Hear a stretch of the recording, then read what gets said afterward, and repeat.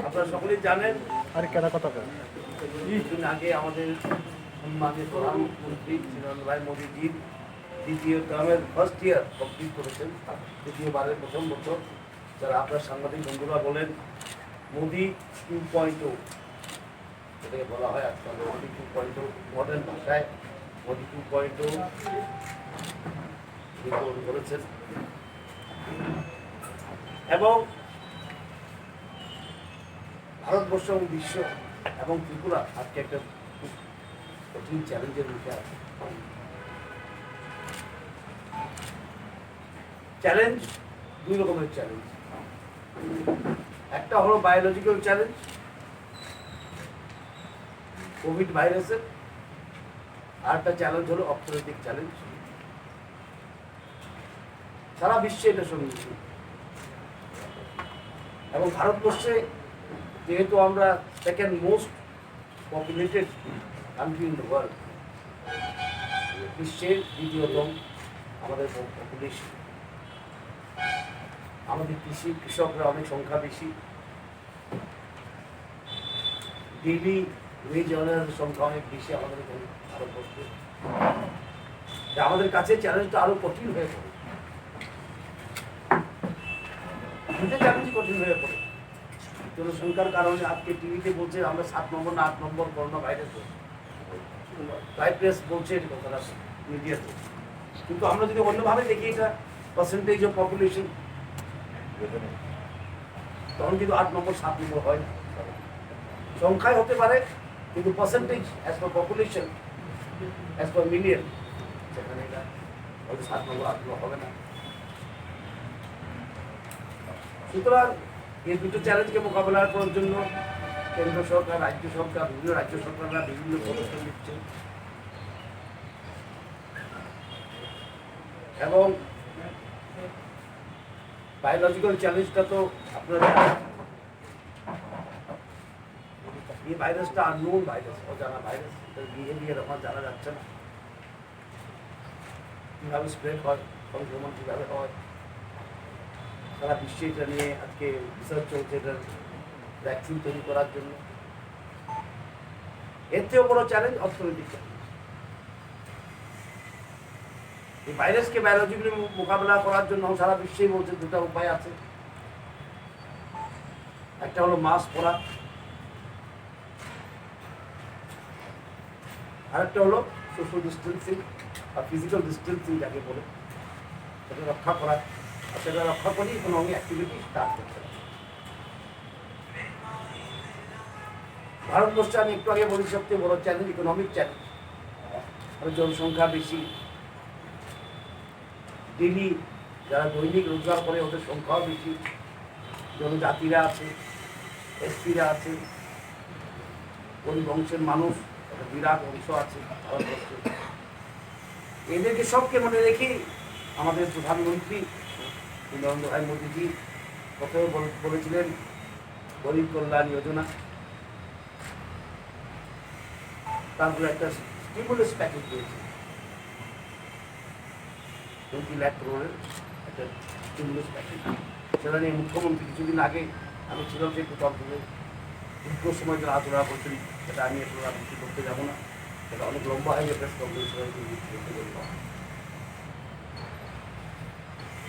ভারতের যে ডেভেলপমেন্ট, আমাদের প্রধানমন্ত্রী, সম্মানীয় প্রধানমন্ত্রী নরেন্দ্র ভাই মোদীজি বলছেন দাঁড়িয়ে আছে বিশেষ করে 5টি স্তম্ভের উপর।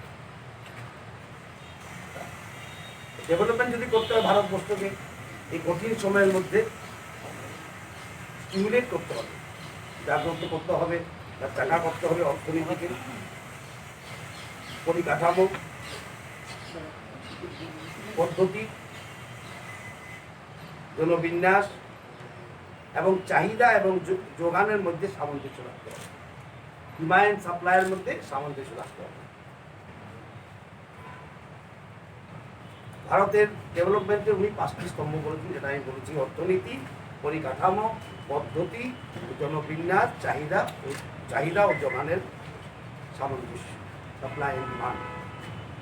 সাপ্লাই বেশি হয়ে গেলে ডিমান্ড যদি না থাকে ইন্ডাস্ট্রি ক্লোজ হবে, আর ডিমান্ড যদি বেশি হয়ে যায় সাপ্লাই না থাকে ইনফ্লেশন বাড়ে, সেটা সাধারণ ইকোনমি।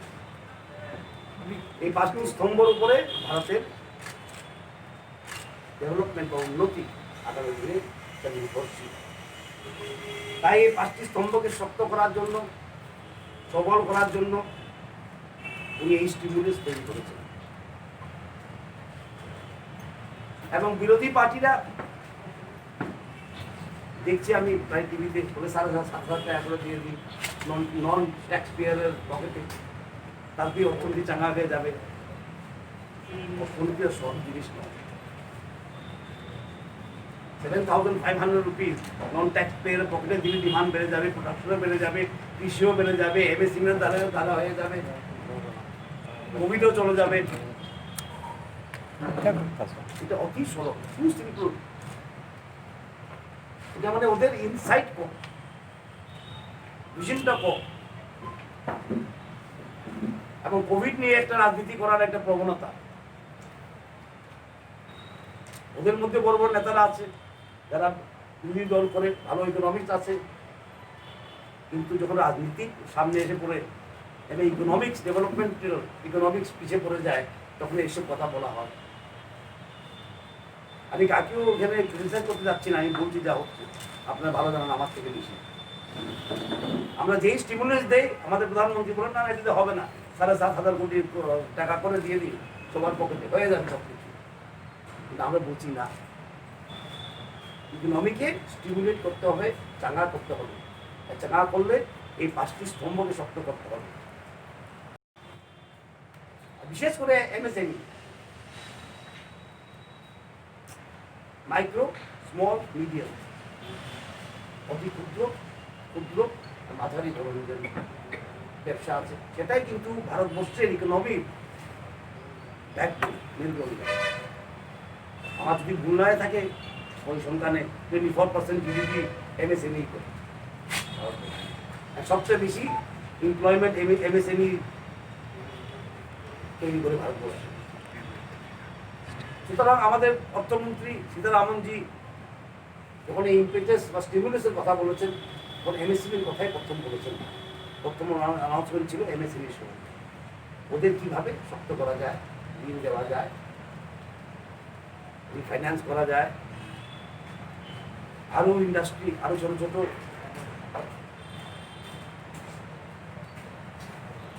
প্রতিষ্ঠানকে কিভাবে এমএসএমইতে নিয়ে আসা যায়। ওনার মোটামুটি ব্রড আউটলাইন বলতে গেলে প্রথম ওনার যে বক্তব্য ছিল এমএসএমইর সমৃদ্ধি ছিল, তারপরে উনি বললেন এগ্রিকালচার দ্বিতীয় স্তম্ভ, দ্বিতীয় স্তম্ভ ভারতবর্ষের ত্রিপুরা রাজ্যের, যেখানে 60% অ্যাবাভ মানুষ যেখানে এমপ্লয়েড ইন এগ্রিকালচার অ্যাক্টিভিটি, সেটাকে শক্ত করতে হবে। তারপরে বলেছেন যারা বড় ফ্যাক্টরি আছে ওরাও ইকোনমিকে কন্ট্রিবিউট করে, ওদের কিভাবে আবার চালু করা যায়।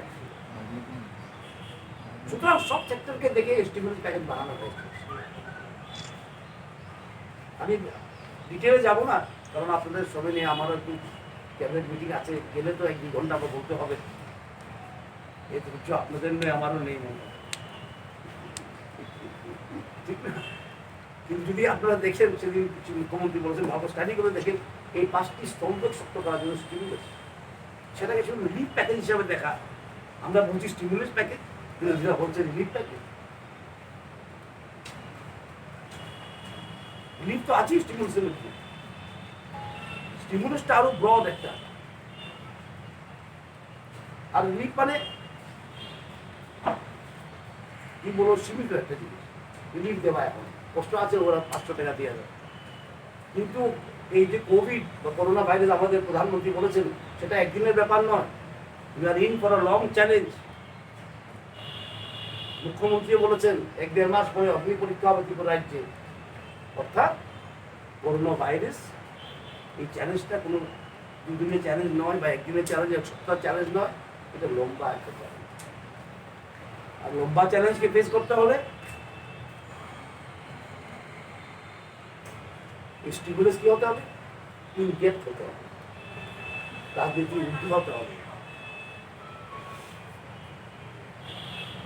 এবং আমার মনে আছে যখন জনধন অ্যাকাউন্ট খোলা হয়েছে, জিরো ব্যালেন্স অ্যাকাউন্ট, অনেক তথাকথিত বুদ্ধিজীবীরা বলছে কি করছে, অনর্থ করছে, zero account, zero balance account ব্যাংকে করছে, ব্যাংকের উপরে চাপ পাচ্ছে। আজকে জিরো ব্যালেন্স অ্যাকাউন্টে বিক্রি হচ্ছে। আমি এই কথা এই কারণে বলছি যে মোদিজি কি করছেন, পারসেপশন, মানুষকে দেখার দৃষ্টিকোণ, সেটা বদলে দিচ্ছেন। আগে ছিল ব্যাংক কার জন্য, হোয়াইট কলার লোকের জন্য। আমরা ভাবতাম পয়সাওয়ালা লোকই ব্যাংকে যেতে হবে, যার ওয়ালেটে পয়সা নাই ব্যাংকে গিয়ে কি করবে। কিন্তু আজকে 6 বছরে সেটা চলে গেছে। এখন ব্যাংকে কে যায়? গরিব মানুষরাও যায়। সেটা আমরা বলতে পারি কি ইংলিশে, democratisation of the banking system. ব্যাংকে একটা ডেমোক্রেটিক প্রতিষ্ঠান তৈরি করা। যারা স্লোগান দিয়ে বেড়ায় পতাকা নিয়ে পুঁজিপতি, এতদিন ব্যাংক তো পুঁজিপতিদের জন্য ছিল। এনডিএ সরকার আসার পরে, মোদিজি আসার পরে এখন ব্যাংকের দরজা খুলে গেছে গরিবদের জন্য। So democratization of the banking system, সেটা কিন্তু landmark. It is a landmark decision of the Modi government, Jan Dhan Yojana আজকে বলা যায়। আর যখন শুরু হয়েছিল তখন আমি শুনেছি অনেকখানে, আরে জিরো ব্যালেন্স অ্যাকাউন্টকে মানুষকে লোক দেখে খোলা হচ্ছে, এই করছে সেই করছে। সেটা দিয়ে প্রমাণ হয় আজকে 6 বছর পরে যে ওদের দূরদৃষ্টি ছিল না, they were lacking in vision. আর ভারতবর্ষের উন্নতি করতে গেলে ভিশন লাগবে। বিরাট দেশ, জনসংখ্যা বিরাট, সমস্যা বিরাট, এরপরে আবার করোনা ভাইরাস। সুতরাং এমন একটা দেশকে যদি উন্নতি করতে যায়, ভিশন দরকার এবং স্লোগান দরকার নেই। স্লোগান আমরা বহুত শুনেছি, ইন্দিরা গান্ধীর সময় শুনেছিলাম গরিবি হটাও। তারপরে যে কি হলো, গরিবি হটাও তো হলো না, আজকে হচ্ছে গরিবি হটাও। লাল বাহাদুর শাস্ত্রী বেশি দিন প্রাইম মিনিস্টার থাকেনি, উনি খুব সুন্দর স্লোগান দিয়েছিলেন, জয় জওয়ান জয় কিষান। আজকে কিষানদের ইনকাম দ্বিগুণ করার কথা বলছেন মোদিজি। জয় জওয়ান জয় কিষান স্লোগানই রয়ে গেল। মোদিজি আসার পরেই সেটা বাস্তবে পরিণত হওয়া শুরু করল। নারী মহিলা সশক্তিকরণ, সেটা বক্তৃতা ছিল। মা বোনরা দুর্গা সরস্বতী লক্ষ্মী বলে বক্তৃতা দিয়ে চলে যেত। আছে গ্যাস সিলিন্ডার মা বোনদের নাম, জনধন যোজনা মা বোনদের নামে, টয়লেট মা বোনদের নামে, প্রাইম মিনিস্টার আবাস যোজনা মা বোনদের নামে।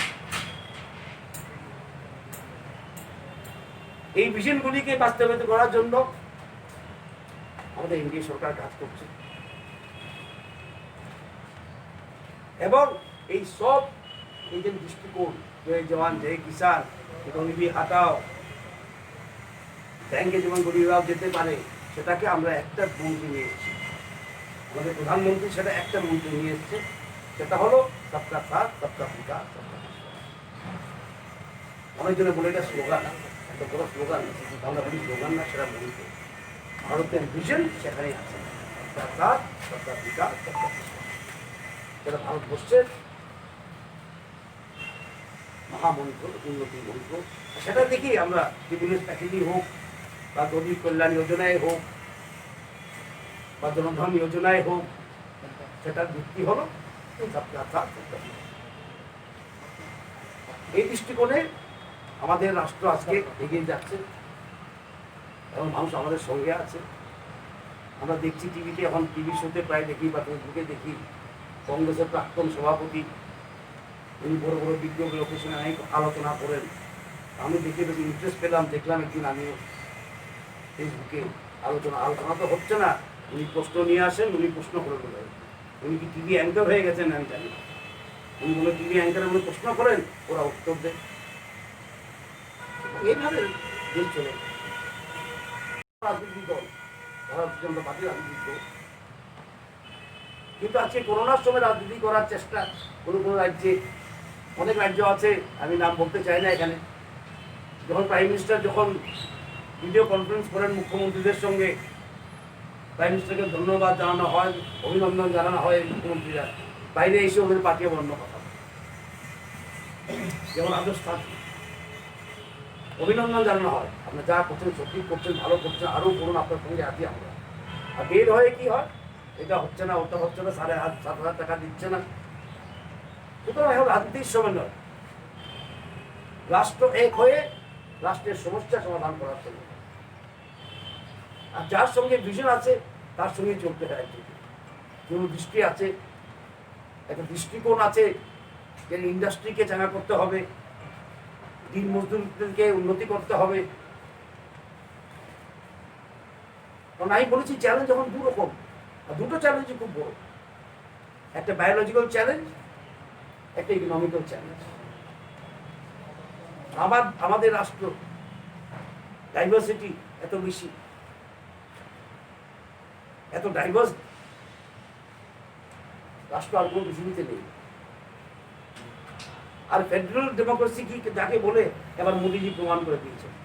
প্রত্যেকটি পদক্ষেপ মুখ্যমন্ত্রীর সঙ্গে কথা বলে স্টেটদেরকে বলেছেন আপনাদের প্ল্যান আপনারা তৈরি করুন, ব্রড আউটলাইন আমরা হোম মিনিস্ট্রি থেকে দিয়েছি, এবং সেটা নিয়ে আজকে কোভিডের মোকাবিলা চলছে। প্রত্যেক রাজ্যকে কাজ করার সুযোগ দিয়েছে মোদী, বলছেন আপনারা করুন, ব্রড আউটলাইন দিচ্ছে হোম মিনিস্ট্রি থেকে, এই প্যারামিটারের মধ্যে আপনারা তৈরি করুন কি করতে চান। ফেডারেল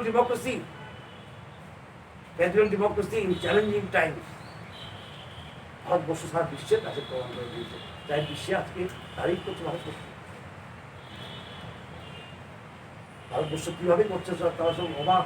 একদিকে এত বড় জনসংখ্যা, এত বড় ইকোনমিক চ্যালেঞ্জ, এবং ত্রিপুরাতে ছিল না এখন corona virus, Tripura zero corona ছিল, কিন্তু আমাদের ছেলে মেয়েরা বাইরে আছে, কেউ চাকরি করতে গেছে, কেউ ভিজিটে গেছে, কেউ পরিবারের কাছে দেখা করতে গেছে, কেউ ছেলে মেয়েদের দেখা করতে গেছে, ওদেরকে নিয়ে আসতে হয় নিশ্চয়। মোদীজি প্রমাণ করে দিয়েছে লড়াই কঠোর হবে, but with a human heart. করোনার বিরুদ্ধে লড়াই আমরা কঠোরভাবে করতে হবে, কিন্তু হৃদয় থাকতে হবে হিউম্যান। যারা বাইরে গেছেন ওদেরকে নিয়ে আসার ব্যবস্থা করা হয়েছে রাজ্য সরকার, কেন্দ্র সরকার মিলে। বিভিন্ন জায়গার সরকার আমাদের সাহায্য করেছে, কর্ণাটক সরকার ধন্যবাদ জানায়। তার জন্য করোনা কেস আজকে হচ্ছে, টেস্টিং হচ্ছে, বাইরে যারা আছে মাইগ্রেন্টরা কাজ করতে গেছে, বাড়ি ফিরে এসছে।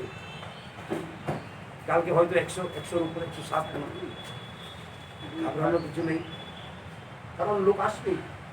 আর হট জোন থেকে আসছে, কেউ রেড জোন থেকে আসছে, হটস্পট থেকে আসছে, কিন্তু ইকোনমিক অ্যাক্টিভিটি বন্ধ করা যাবে। চ্যালেঞ্জ দুইটা, আমরা একটি চ্যালেঞ্জ সম্মুখীন হব, কোভিডের চ্যালেঞ্জ আমরা মোকাবিলা করবো, অর্থনৈতিক চ্যালেঞ্জ মোকাবিলা করবো না, আর একটা সমস্যা দেখা যাবে। সাইমultaneously করতে হবে এটা। আমরা যেভাবে আমরা করোনা ভাইরাসই মোকাবিলা করবো, লকডাউন করে রাখবো, টিকে বেরোতে দেবো না, কারফিউ দেবো, পুলিশ দিব, আর্মি দিব, অত সামরিক বাহিনী লাগাবো, আমরা একটা সমস্যার সমাধান করতে পারবো, কিন্তু আরেকটা তো করতে পারবো না। এটা আরো গুরুত্বপূর্ণ, এটার কনসিকুয়েন্সেস লং টাইম। সেজন্য মোদীজি বলেছেন, এবং রাজ্য সরকার আমরা বলি আমরা রুটলেসলি মোকাবিলা করবো, কঠোরভাবে মোকাবিলা করবো কোভিডকে, কিন্তু সঙ্গে সঙ্গে ইকোনমিক চ্যালেঞ্জটাকেও আমরা তুলে ধরতে হবে, এবং সব কিছু করবো ওদের হিউম্যান হার্ট, মানবিক হৃদয় দিয়ে। সেটাই গভর্নমেন্টের পলিসি। আর আপনাদের মাধ্যমে আমি সাধারণকে বলতে চাই, হোম কোয়ারেন্টাইনটা ওরা যেমন স্ট্রিক্টভাবে ফলো করুন,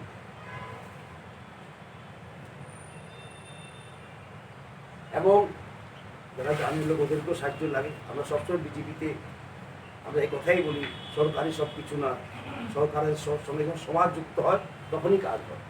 আর এই কঠিন সময় আমরা চাই সমাজকে আমাদের পাশে। তাই পঞ্চায়েত লেভেলে আমরা মনিটরিং কমিটি করে দিয়েছি, মুখ্যমন্ত্রী অনেক জায়গায় গিয়ে নিজে দেখেছেন। তো মানুষও যেমন সজাগ হয়। আর আমরা বলি ট্রায়াঙ্গেল, এখন ট্রায়াঙ্গেলের কাজ। এই কোভিডের সময় ট্রায়াঙ্গেল, একদিকে সরকার ত্রিকোণ বলে, একদিকে সরকার,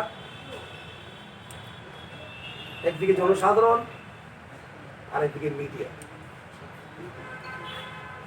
এটাকে কি বলে, ট্রায়াঙ্গেল বলুন বা ট্রাইল্যাটারাল বলুন, এই তিনটা একসঙ্গে কাজ করলে সব কিছু সব আমরা করতে পারবো এবং কোভিডের মোকাবেলা কঠোরভাবে করতে পারবো। যদি এই ট্রায়াঙ্গেলটা মেনটেন করি, একদিকে সরকার, একদিকে পাবলিক, আর একদিকে মিডিয়া। সুতরাং মিডিয়া বন্ধুদের কাছে আমার এই আবেদন থাকবে, আপনারা মানুষকে অ্যাওয়্যার করার জন্য, সচেতন করার জন্য যে কাজটা করছেন এতদিন আরও করে যাবেন। সঠিক খবর দেওয়া, সামাজিক দূরত্ব বা ফিজিক্যাল ডিস্টেন্সিং সম্বন্ধে মানুষকে সজাগ করা, মাস্ক পরানো মানুষকে সজাগ করা, এবং মাস্ক বিলি হচ্ছে। এসএসজি গ্রুপগুলি কয়েক লক্ষ মাস্ক বানিয়েছে। ভারতবর্ষে আগে পিপিপি এবং মাস্ক N95 মাস্ক তৈরি হতো না, খুব মুশকিল ছিল সেটা, খুব কম সংখ্যায়। আজকে 2 লক্ষ তৈরি হতো। সেটাকে বলে আত্মনির্ভর ভারত। আমরা একদিকে করোনাতে আমরা খুব কষ্ট পাচ্ছি, আরেকদিকে কিন্তু আমরা আত্মনির্ভর হচ্ছি। তাই প্রধানমন্ত্রী বলেছেন আত্মনির্ভর ভারত।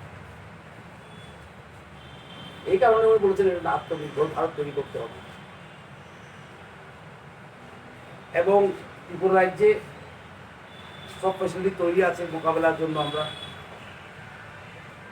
এবং আমরা যদি ভাবি আর হবেই না করোনা, সেটাও ভুল, কারণ বাইরের লোকেরা আসছে, এমনি আসতেই হবে। আমি বলছি আমাদের ছেলেমেয়েরা, আমাদের মানুষ বাইরে, আমরা রাখতে পারি না, ওদিকে ফেলে।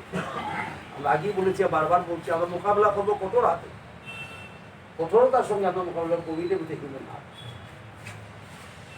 আর আমরা মানুষ, মানবতা যেমন হারিয়ে ফেলি, সেটা দেখা দরকার। এবং দুটো মোকাবেলাই করতে হবে, একটা অর্থনীতি এবং একটা বায়োলজিক্যাল। ত্রিপুরা সরকার প্রস্তুত এবং কেন্দ্র সরকার প্রস্তুতের জন্য। এবং এই যে 5টা স্তম্ভর কথা আমি বলেছি, সেটাই আসলে মূল কথা। এই গরিব কল্যাণ যোজনা এবং 20 লাখ কোটি টাকা দেওয়া হয়েছে স্টিমুলাস, সেটাই কিন্তু এইটার মূল। সেটা কি রিলিফ প্যাকেজ বলে একটা ছোটো অংশ আংশিকভাবে দেখা, সেটা ঠিক নয়। এবং 7,000, 5,000, 6,000 টাকা দিয়ে এত বড় সমস্যার সমাধান করা যাবে, সেটা আমি বিশ্বাস করি না। অন্তত আমাদের সরকারও বিশ্বাস করে না। আমরা চাই অলরাউন্ড ডেভেলপমেন্ট, অলরাউন্ড গ্রোথ। এবং যারা সবচেয়ে পিছিয়ে আছে মানুষ, ওরা থেকে সবচেয়ে কম কষ্ট পায়, সেটা আমাদের মূল লক্ষ্য এই সরকার এবং কেন্দ্র সরকারের। এবং আমি বলছি, আপনার সঙ্গে থাকলে সমাজ, মিডিয়া এবং সরকার যখন একসঙ্গে কাজ করবে, আমি আশা রাখি আমরা এই কঠিন সময় থেকে আমরা বেরিয়ে যাব। এবং ত্রিপুরার মানুষ কিন্তু এবার আমি দেখছি রিলিফ নিয়ে কথা বলবো, স্বতঃস্ফূর্তভাবে রিলিফ। আমি এমনও রিলিফ পেয়েছি যে একজন 85 বছর বৃদ্ধ, ও সামাজিক পেনশন 2 মাস দিয়ে দিয়েছে। দুটো ছাত্রী এসে আমাকে কি করলো, পিগি ব্যাংক ভেঙে পয়সা দিল। এর স্বতঃস্ফূর্ত, সেটা ছিল না। আমি কারো এখানে বিগুলে ক্রিটিসাইজ করতে হবে, সমালোচনা করতে বসিনি, সেটা ছিল না। সেটা একটা মেলামার থেকে হতো আগে, সব রিলিফ যাই হোক আছে, কিন্তু মানুষ ময়দানে আছে। আর পজিটিভ মাইন্ডসেট নিয়ে আছে, সে সঙ্গে ছাত্রী হোক বা 85 বছরের বৃদ্ধই হোক, সবাই সমাজের কাজ করতে চায়, খোলা মনে করতে চায়। আমরা যখন বলেছিলাম 2 বছর আগে চলো পাল্টায়, কিন্তু ত্রিপুরা পাল্টিয়ে গেছে, ত্রিপুরা সমাজ পাল্টিয়ে যাচ্ছে। সেটাই আরো এই সমাজ যেমন থাকে কিউবাতে বা চাইনাতে, মানুষের বলে যে একটা ক্ষমতার হাতে এরকম মানুষের ক্ষমতা আছে, মানুষ জানে। তাই মানুষ আজকে রিলিফ দিচ্ছে, মানুষের পাশে দাঁড়াচ্ছে, বাচ্চাই হোক, বৃদ্ধই হোক, বৃদ্ধাই হোক, মহিলাই হোক। এটা একটা খুব বড় চেঞ্জ হয়েছে ত্রিপুরাতে। আমি সবচেয়ে বড় চেঞ্জ এটাকেই দেখি। আর এই চেঞ্জ আসলেই সব চেঞ্জ সম্ভব। আমাদের সঠিক দিশাতে আছি। দেশকে ধন্যবাদ জানাই, আপনারা খুব ভালো কাজ করছেন, মানুষকে সচেতন করছেন, মাস্ক পরা, সমাজের গুরুত্ব রাখা। এবং আমরা একসঙ্গে কাজ করলে আমরা সবই তো, আমরা প্রেসই হই বা পলিটিশিয়ানই হই, ছাত্রই হই বা ইঞ্জিনিয়ার হয়, সবই তো সমাজে হই। আমি মন্ত্রী বলে সমাজের বাইরে নয়, আপনি সাংবাদিক বলে আপনারা সমাজের বাইরে নয়। একসঙ্গে কাজ করে সব কিছু সম্ভব আর করছি, আমরা করবো আগামী দিনে। আর দেখবেন এই সময়গুলি কেটে যাবে এবং আমরা আমাদের প্রধানমন্ত্রী যে আমাদেরকে স্টিমুলাস দিয়েছে সেটা সঠিকভাবে আমরা এখানে দিতে পারছি। চিফ মিনিস্টার তো বলেছেন 4,808 কোটি টাকা মানে 8 কোটি টাকা হিসাব দিয়েছি। আর আরও চেষ্টা করবো আমরা নিয়ে আসতে, কারণ আমাদের স্টেট ছোটো স্টেট, রেভিনিউ খুব কম। এছাড়া এই কোভিড হওয়াতে রেভিনিউ আরও কমে গেছে। তো তাই বলে আমরা কাজ করবো না, তাতে হয় না। আমরা ভাবি যদি বাধা আসুক আমরা কাজ করবো। মোদিজির সঙ্গে আমরা আছি, আর মোদিজির সঙ্গে মোদিজি ত্রিপুরাবাসীর সঙ্গে সবসময় আছে। মন কি বাতেও দেখেছেন আপনার কয়েকদিন আগে ত্রিপুরার নাম করেছেন, এটা তো অদ্ভুত। এটা প্রধানমন্ত্রী ভারতবর্ষের biggest democracy in the world, ওনার কাছে সাধারণ লোকের নাম হচ্ছে। সেটা কি বলে সাহসী প্রধানমন্ত্রী, একটা বিজয়ী প্রধানমন্ত্রী সব কিছু জানতে চায়, শিখতে চায়, করতে চায়। এটা আমি তো অবাক, আমরা কিন্তু নাম পাঠাইনি, নামই পাঠিয়েছে না মুখ্যমন্ত্রী পাঠিয়েছে না। সেই মুখ্যমন্ত্রী বাড়িতে বসেছিল, আমাদের অবাক, আরে চতুর্থ জানুন ত্রিপুরার খবর উনি রাখেন, 14 স্টেট আমরা ত্রিপুরার খবর উনি রাখেন। ওনাকে আমার ধন্যবাদ জানাই, অভিনন্দন জানাই। আমি ওনার পাশে আমরা আছি, আমরা সকল মিলে কাজ করবো। আপনি এসছেন, ধন্যবাদ, থ্যাংক ইউ।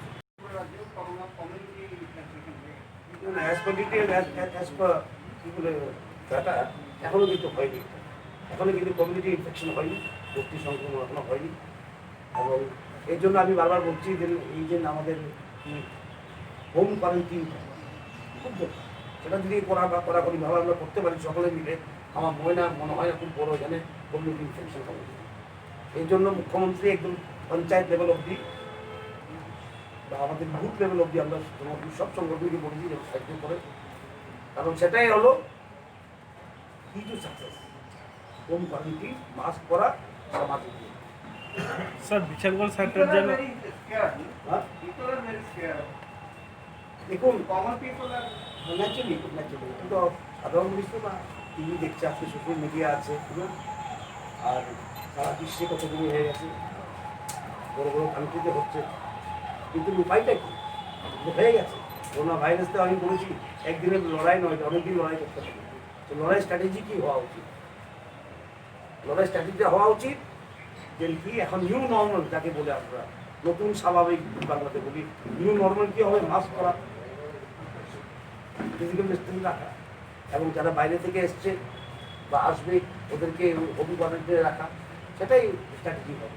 এবং ভালো ট্রিটমেন্ট, যেমন ডেথ না হয় কিছু রাজ্যে মাল্টিপার্সেন্টের টিপাতে এখনও একটা ডেথ নেই, এটাই প্রমাণ করে যে আমাদের হাসির সংখ্যা 400 কত আছে এখন, কিন্তু আমাদের ডেথ রেট এখনও নেই। এবং এখন অবধি কমিউনিটি ইনফেকশন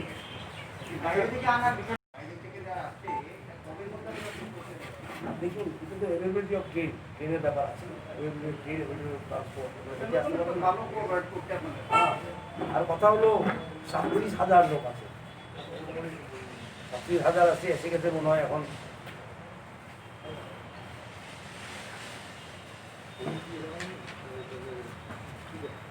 37,925 মাইগ্রেন্ট বলতে, 15,882 এসছে ট্রেন দিয়ে, বাই রোড এসছে 7,633, ঢাকা থেকে এসছে 106, এরা আসছে। স্যার কোভিড-19 কারণে আমাদের দেশের বিভিন্ন প্রান্তে যারা আমাদের এখানে নবপ্রজন্মের ছেলেমেয়েরা ওখানে ভালো যারা এসছে এতদিন আর যায়, ঠিক আছে, ওদের কী করো, আমরা একটু ডাটা কালেকশন শুরু করছি, কোন লাইনে কে এসছে, সার্ভিস সেক্টর থেকে কে এসছে, ম্যানুফ্যাকচারিং সেক্টর থেকে, আগে তো ডাটা দরকার। হোটেল ইন্ডাস্ট্রিতে কতজন এসছে, ম্যানুফ্যাকচারিং ইউনিট থেকে কতজন এসছে, তবে ওদের কীভাবে করা যায়, সেটেলমেন্ট করা যায় দেখা হবে। আগে ডাটাটা আসুক, আগে আসুক ওরা রাজ্যে এসে আমরা দেখতে হবে কে যাবে, were willing to go, timeline কত, তারা যাবেই না। আর আমাদের কাছে কত হোটেল ওয়ার্কার আছেন, কত ইন্ডাস্ট্রি ইউনিটের লোক আছে, কত মলের সেলসম্যান আছে, সেটা দেখতে হবে আমাদেরকে, দেখে আমরা একটু ব্যবস্থা করতে হবে, ডিসপ্লিন ব্যবস্থা করতে হবে, ফিটিং জায়গাতে ডিসপ্লিন করা, বা না হলে রিস্ক্রিন করা বা ডিসপ্লিন করা করতে হবে। কিন্তু প্রথম ডাটাটা আসুক। স্যার গত 2 মাসে আমাদের এক্সট্রা একবার বলছেন 200 কোটির জায়গায় 20 কোটি টাকা এসেছে। এখন অব্দি 70 ডেজে কতটা লস? প্রায় 70% তো লসই চলছে, 70-80% লস চলছে। আর এখানে রেভিনিউ বলতে তো আমাদের বোধহয় এক্সাইজ আর ব্যাটই আমাদের না, আজকে জিএসটি চলে গেছে, জিএসটি কাউন্সিলে গেছে।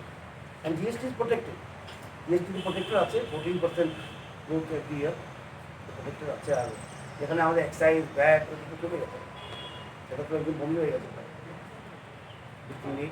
কিন্তু এটা সামান্য ব্যাপার। আগে তো এই চালিশ থেকে কী করতে হবে, কৃষি সেক্টর আমাদের এখানে খুব দরকার, কৃষিটাকে জানা করা। একটা তো মানুষ কৃষির সঙ্গে জড়িত, অধিক মানুষ এখানে দ্বিতীয়ত খাদ্য, কৃষি উৎপাদন খাদ্য, আবার মানুষের বেশি এমপ্লয়েড এগ্রিকালচার সেক্টর, এটা দেখা খুব বড় কথা। So recently,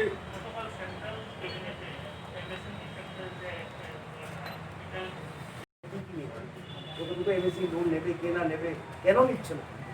যদি ব্যাংকে কোনো প্রবলেম থাকে আমরা জানো সলভ করে দেবো, ঠিক আছে? If they are eligible to get fund we must get it. গভর্নমেন্টের কাজ কিন্তু এটা স্টিমুলাস দিয়েছে মোদিজি, যেমন স্টিমুলাসটা ইমপ্লিমেন্ট করার সিনসিয়ারিটি থাকতে হবে। সুতরাং এমএসএমই 2 বছর আগে একটা এমএসএমই প্রোগ্রাম করেছিলাম, সেখানে দেখেছিলাম 3,300 কোটি। আমাদের এখানে তো অতি ক্ষুদ্র এবং ক্ষুদ্র আছে, মিডিয়াম তো নেই, কিছু আছে ম্যানুফ্যাকচারিং সেক্টর, কিছু আছে সার্ভিস সেক্টর। ওদেরকে এখন আলাপ করা, আমি পিএমদেরকে বলছি কী করবো, ওরা যদি পে লোন চায়, হ্যান্ড হোল্ডিং বলো না, সেই হ্যান্ড হোল্ডিং আমাদের করতে হবে, সেটা করবো। আমাদের রাজ্যে সংখ্যাটা কিরকম আছে? 2018-তে আমি দেখেছি লাস্ট আজকে 3,315 something. so recently a study has revealed that if this COVID crisis continues for some reason, the half of the such situation may take place in Tripura as well. So how you and your state government is planning to prevent such situation? We'll have to, I told you, we'll have to, the stimulus package given by Modi ji, we'll have to activate it properly. The stimulus covers almost everything, every sector. Some people are saying that a lot of loans in there, the loans have to be taken. But how many loans were given earlier? Today we have opened the door for loans to MSMEs. And we will handhold them to get loans. So the handholding process the government will increase now. Handholding has to be done. For the MSMEs who will want loan, for farmers who will want loan, we will have to see that they get loan. And I had a meeting with NABARD also. আমি বলছি government যদি hand holding করবে এবার, না বললে তো হবে না। That's why I said there should be sincerity in activating the stimulus announced by the EU. Stimulus has been announced by the government of India, they are giving money, everything. Now it is for the state government to sincerely activate the system and take it to the practice level. আচ্ছা 73% মতো আমাদের revenue loss, এটা কীভাবে overcome করবেন আপনারা? দেখুন revenue লসটা তো ওভারকাম করতে সময় লাগবে। এটা এফিসিয়েন্ট কী বলে, এফিসিয়েন্ট কমপ্লায়েন্স মাধ্যমে করতে পারতো, উপায় নেই, ঠিক না? মানুষকে তো এখন সময় গিয়ে গলা ধরে রেভিনিউ নেওয়া যাবে না। রেভিনিউ সিস্টেমটা আরও পিপল ফ্রেন্ডলি করতে হবে, ইজিয়ে করতে হবে। অনেক সময় আমরা ভাবতাম ভারতবর্ষে আগে ট্যাক্স বেশি হলেই বেশি ইনকাম হয়, এরকম না, কিন্তু কমপ্লায়েন্স কমে যায়। Increasing of compliance, people friendly compliance করে কি রাখতে হবে। আমরা বাড়িয়েছি তো একবার 23% বাড়িয়েছি। When we came to power, I think first year we increased the revenue, which is a record for Tripura. Only 3.something% was even revenue gain in Tripura. যে ভাবতে পারেনি ত্রিপুরা রাজ্যে 23% বাড়ানো যায়, ঠিক না? এটা কিন্তু আমরা কোনো রেডও হয়নি, আপনারা দেখেছেন এত বড় রেডও আমরা করিনি, কোনো ব্যবসা আমরা বন্ধ করে দিইনি। তারপরে কীভাবে বাড়লো?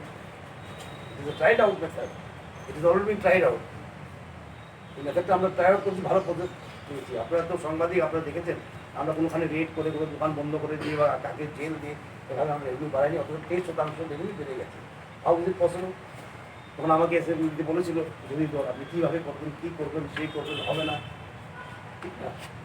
কিন্তু people friendly, simplified and efficiency of the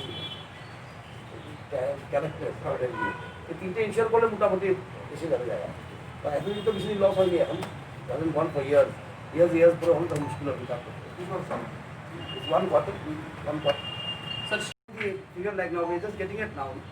এই যে কোভিড হচ্ছে, এখনই হচ্ছে আমাদের, required of course. I told you we will be crucified. আমি তো বলেছি আমরা খুব কঠোরভাবে লড়াই করবো কোভিডের সঙ্গে, বাট যদি হিউম্যান হার্ট আমরা করবো সেটা, এবং কঠিনভাবে করবো, কঠোরভাবে করবো আমরা, যা দরকার তা করতে হবে। There is no other option. People's life is the most precious.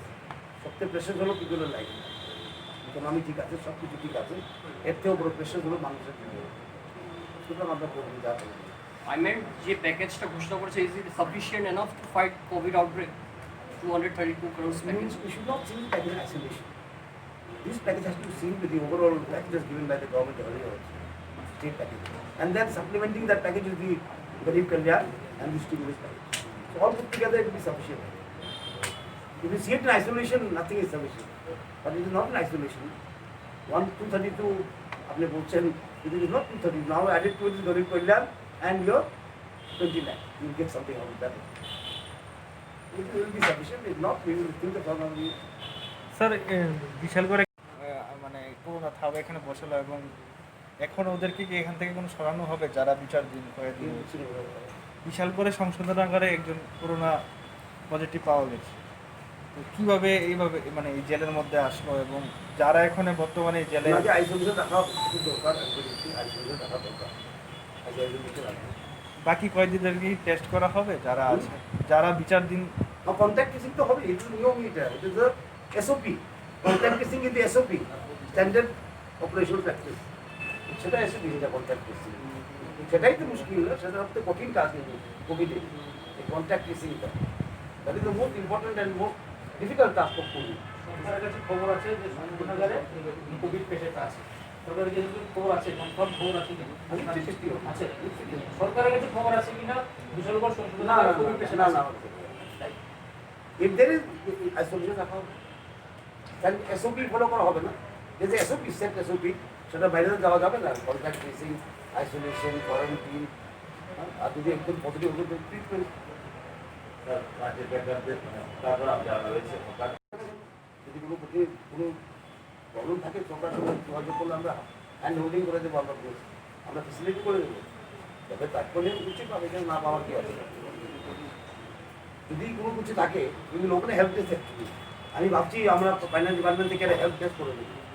MSME পক্কা help desk করে দিলে যাবে, হেল্প হোল্ডিং হবে।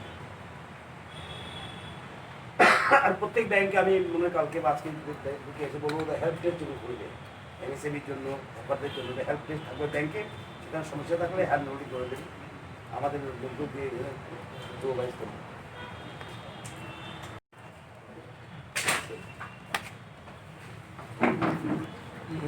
দাঁড়া পুলিশ